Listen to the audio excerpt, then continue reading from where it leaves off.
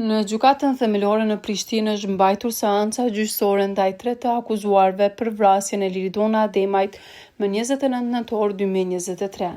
Prokuroria Javor Pellinçeviç deklaroi se Naim Murseli urdhëroi vrasjen pasi Liridonës kishin dalur 260.000 euro nga sigurimi jetësor në Suedi. Prokuroria shtoi se si provë materiale është propozuar edhe raporti që kanë pranuar sipas kërkesës së tyre nga organet e Suedisë, e që kanë vërtetuar se në emër të Tanit të Ndjerës në vitin 2022 është paguar policia sigurimit jetësor në vlerë prej 3 milion kruna suedeze në kundër vlerë 260.000 euro. Ndërsa Naim Murseli, bashkëshorti i viktimës Liridona Ademajt, është deklaruar i pafajshëm. Nëse pretendimet e prokurorisë në akt akuzë vërtetohen, atëherë unë vetë për veten time do të kërkoj dënim me burgim të përjetshëm, tha ai. I pafajshëm është deklaruar edhe i akuzuari tjetër, Kushtrim Kokalla, ndërkaq në heshtje u mbrojt Granit Plava.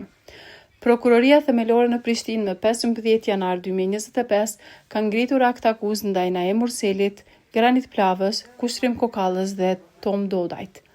Në akt akuzën e prokurorisë thuhet se Murseli, Plava dhe Kokalla ishin dakorduar paraprakisht që vrasja të kryhen nga i akuzuari Plava me marrëveshje që Murseli t'ia paguante atij 30.000 euro.